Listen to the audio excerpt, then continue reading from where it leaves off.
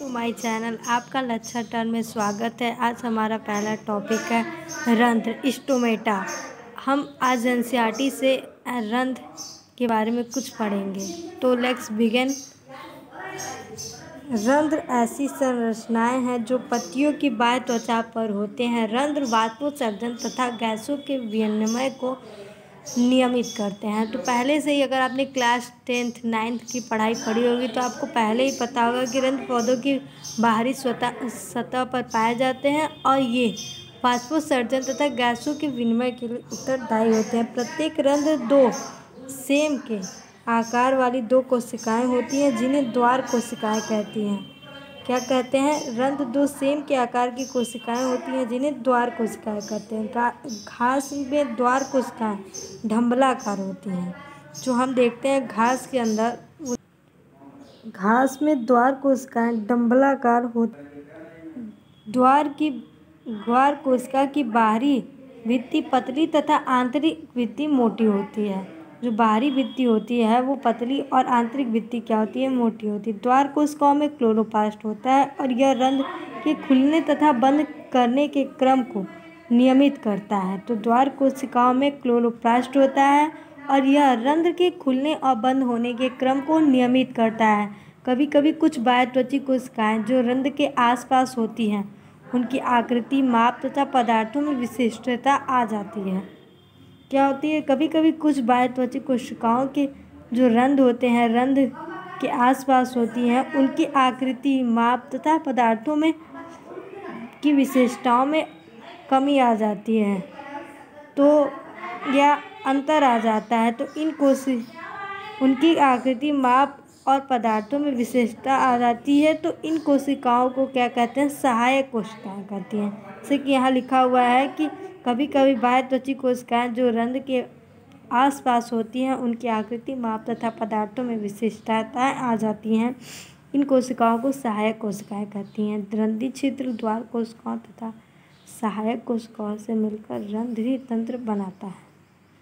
क्या? रंध्रीय छिद्र द्वार कोशिकाओं तथा सहायक कोशिकाओं से मिल करके रंध्रीय तंत्र बनाता है। द्वार कोशिकाओं और सहायक कोशिकाओं से मिलकर क्या बनाता है? रंध्रीय तंत्र बनाता है। ये देखिए स्टोमेटा का फिगर है। रंध्रीय तंत्र का सेम के आकार वाली ये दोनों कोशिकाएं हैं और ये डबलाकार कोशिकाएं हैं जो रंध्र सहित हैं।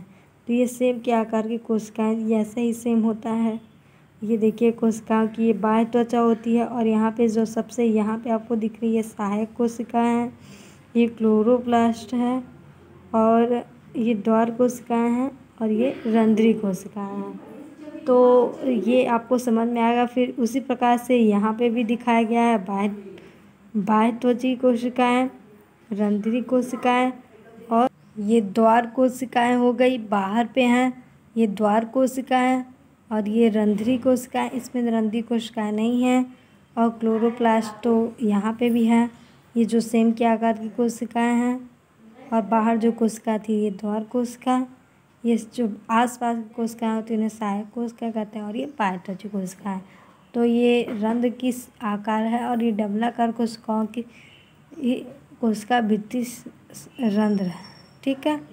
तो आगे बाह्य त्वचा की कोशिकाओं पर अनेक रोम होते हैं, इन्हें मूल रोम कहते हैं। जैसे पहले ही हमने पढ़ा है कि बाह्य त्वचा की कोशिकाएं जो होती हैं वो दो प्रकार की कोशिकीय रंध्र तथा बाह्यत्वची उपांग मूल रोम से मिलकर के बने होते हैं। तो यहाँ पे कह रहा है बाह्य त्वचा की कोशिकाओं पर अनेक रोम होते हैं, इन्हें मूल रोम कहते हैं। ये बाह्य त्वचा की कोशिकाओं का एक कोशिकीय दीर्घीकरण स्वरूप है जो जल एवं खनिज तत्वों के अवशोषण में सहायक होता है। तने पर पाए जाने वाली ये बाह्य त्वचा रोम कहलाते हैं, ट्राइकोम्स कहलाते हैं। क्या कहते हैं? तने पर पाए जाने ये बाह्य त्वचा रोम को ट्राइकोम्स कहते हैं। तो ये नीट के पॉइंट ऑफ व्यू से पॉइंट बहुत ही एकदम सटीक है। और वैसे भी हम आपको बता दें कि एनसीईआरटी का इसीलिए पढ़ाया जा रहा है कि आपको नीट के लिए कोई भी प्रॉब्लम फेस ना करना पड़े। तो प्ररोतंत्र में यह त्वचा रोम बहुकोशिकीय होती है। ये शाखित या अशाखित तथा कोमल या नरम हो सकती हैं। ये स्रावी भी हो सकती हैं और ये वाष्प संजर होने वाले जल की हानि को भी रोकती है। तो क्या करा, ये साकित भी हो सकती है, असाकित भी हो सकती है तथा कोमल या नरम भी हो सकती हैं, स्रावी भी हो सकती है और वाष्पोत्सर्जन से होने वाली हानि को रोकती हैं।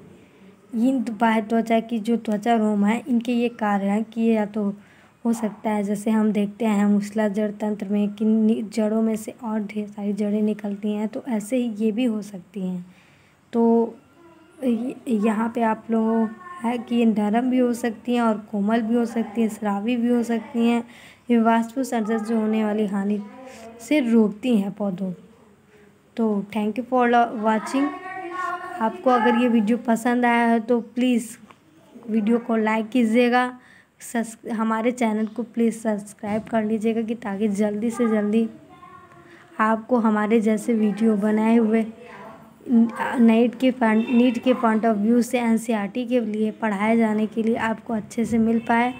और अगर आपको वीडियो अच्छा लगा हो ज़्यादा से ज़्यादा शेयर कीजिए और चैनल को सब्सक्राइब करना ना भूलिएगा। साथ में साथ बेल आइकन को भी ज़रूर प्रेस कीजिएगा, जिससे कि आपको हमारे बनने वाली वीडियो को सबसे पहले नोटिफिकेशन आ जाएगी। तो thank you for watching. Thank you so much.